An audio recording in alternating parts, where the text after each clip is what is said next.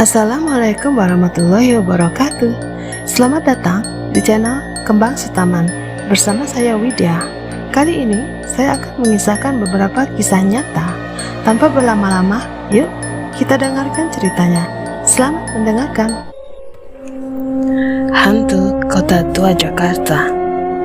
Kejadian ini saya alami 3 minggu lalu, pada hari Minggu tepatnya. Saya dan teman saya vacation ke Kota Tua Jakarta.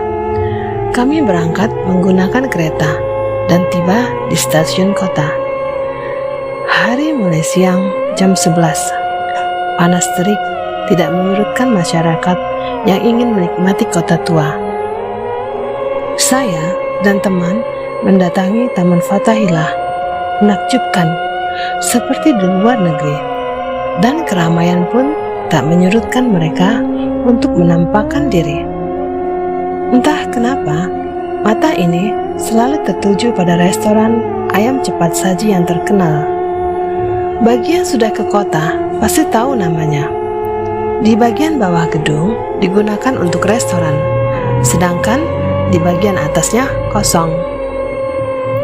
Ada beberapa jendela di lantai 2 yang tidak ada kacanya dan tidak ada daun jendela. Entah kenapa, seperti ada orang sedang berdiri di sana memperhatikan keramaian. Mungkin terasa terusik aku perhatikan sosok itu menoleh ke arahku. Ya Allah, no, pandangannya kosong, tetapi ada rasa marah. Cepat-cepat aku mengalihkan mataku. Karena panasnya Jakarta, aku dan temanku memasuki Museum Sejarah Jakarta. Satu kata yang membuatku penasaran adalah penjara bawah tanah. Temanku nggak mau ikut ke penjara itu, tapi entah kenapa, seperti ada energi yang kuat menarik aku untuk masuk ke semua ruangan penjara. Nggak tahu kenapa, saat itu pengunjung ramai, tapi kenapa terasa sepi?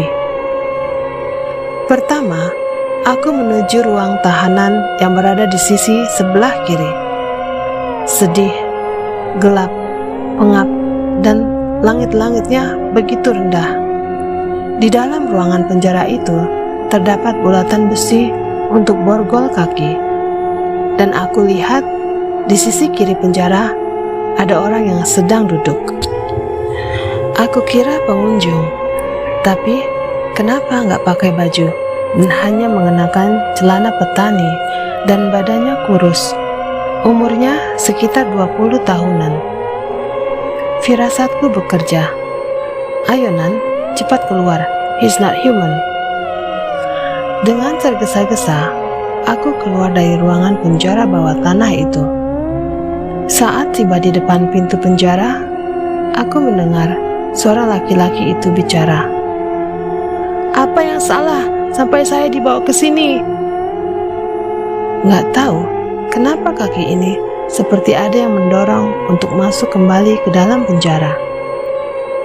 Benar saja, laki-laki itu masih duduk di situ dan dia langsung menatapku kembali. Dia bilang, "Apa salah saya?" Terlihat raut wajah sedih, tapi juga marah yang mendendam. Karena takut, aku lari kembali keluar. Dan yang aneh, saat aku sampai di luar, kaki kiriku terasa berat. Untuk jalan pun harus aku seret-seret dan terdengar bunyi rantai yang terseret. Ya Allah, tolong saya, dalam hati. Semakin coba melangkah, kaki ini semakin sakit dan berat juga. Terdengar suara rantai. Dengan terseret-seret, aku segera menuju security yang sedang bertugas. "Pak, tolong saya Pak, bantuin saya Pak."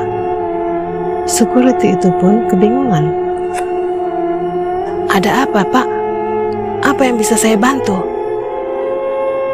Lalu aku jawab, "Saya dari penjara bawah tanah Pak, kaki saya ada yang merantai." Security itu pun langsung paham dan menghubungi temannya. Aku pun dipapah menjauh dari penjara. Dan teman security yang tadi pun mengangkat kaki kiriku sambil membaca doa. Entah kenapa, ada rasa sedih yang gak bisa diucap dan aku spontan menangis. Tapi tiba-tiba aku seperti kembali ke masa lalu. Ada seorang anak muda dibawa oleh pasukan Belanda dan dijebloskan ke dalam penjara. Bukan hanya dia, ada beberapa orang juga di sana, penuh dan sesak. Pemuda itu meninggal dan tidak dimakamkan dengan selayaknya. Tiba-tiba ada tangan yang menepuk pundakku. Ternyata Bapak security. Saat aku lihat sekeliling, semua sudah hilang. Kakiku mulai terasa ringan. Aku ucapkan terima kasih pada security yang sudah membantuku. Aku menarik kesimpulan bahwa dia ingin menyampaikan pesan. Kenapa gak salah tetapi di penjara dan ingin dikebumikan dengan layak. Masih banyak pengalaman mistis saya. Jangan bosan ya. Terima kasih.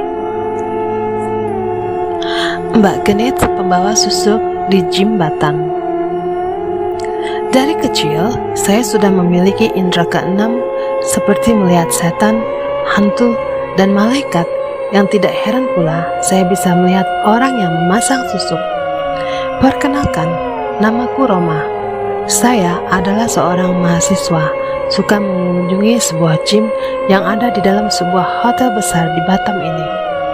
Hampir semua member gym saya kenal, karena sudah cukup lama berlangganan di situ, dan salah satunya adalah ayahnya temanku yang memanggilnya Aceh, panggilan untuk pria Tionghoa berumur paruh baya.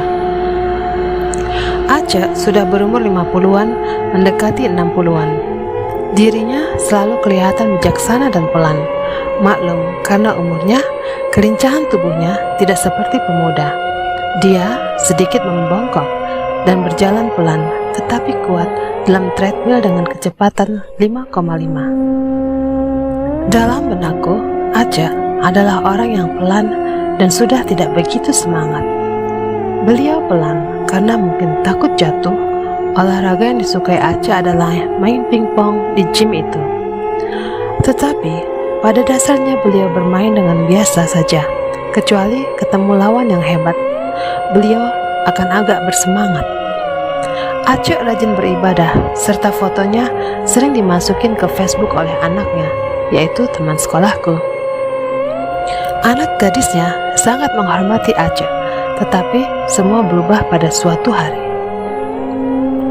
Di hari biasa, ada dua wanita yang sekitar 30-an juga berlangganan gym. Saya sebut aja Mbak Neng dan Mbak Sih. Mereka mempunyai badan yang memang kelihatan sangat menarik bagi pria. Setelah selesai binaraga, mereka duduk di meja kursi yang bersebelahan dengan Aceh yang sedang istirahat. Mereka mulai kenalan dan bergurau. Akhirnya, mereka meminta Aceh mengajari mereka untuk main pingpong. Aceh yang berumur 50-an langsung berubah menjadi semangat, cepat, dan riang seperti remaja umur 15. Dengan gesit, Aceh bermain pingpong dan teriak bersemangat sekali. Aceh membuka baju dan mengikat di kepalanya seperti pemain slam dunk dan tentu bersemangat. Seperti yang aku ceritakan, saya memiliki indera khusus.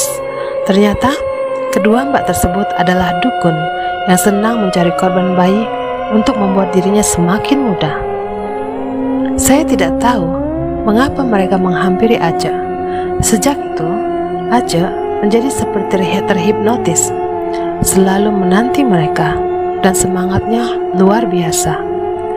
Karena merasa sesuatu tidak benar, saya menghubungi kawanku yang juga memiliki kemampuan istimewa. Akhirnya, kami ke rumah temanku dan menceritakan semuanya. Temanku ikut mengintai ayahnya, dan akhirnya kami juga mengunjungi rumah Mbak Neng dan Sih. Mereka tinggal di perumahan yang luarnya kelihatan angker dan sering membakar lilin. Akhirnya kami melapor ke polisi setempat yang percaya dengan hal gaib. Dengan bantuan polisi kenalan, rumah Mbak itu digeledah, dan akhirnya mereka diinterogasi. Kami sempat ikut menonton proses interogasi dan mengetahui cerita-cerita yang mereka berdua ceritakan. Akan saya masukkan ke cerita berikutnya. Tujuan menghampiri Aceh adalah mereka sudah kesusahan mencari korban, dan ilmu yang mereka tuntut memerlukan mereka menggunakan bayi untuk mempertahankan kekuatan mereka. Mereka menghampiri Aceh antara ingin Aceh membeli bayi buat mereka karena Aceh banyak kenalan, ataupun ingin dihamilinya agar lebih aman mendapat bayi. Cerita tersebut menjadi berita rahasia di kalangan teman-teman kami, dan karena tidak ada bukti yang konkret, kedua dukun jahat tersebut tidak bisa dipenjarakan atau diadili. Mereka sekarang tetap bebas dan mencari korban. Dan cerita pun berakhir.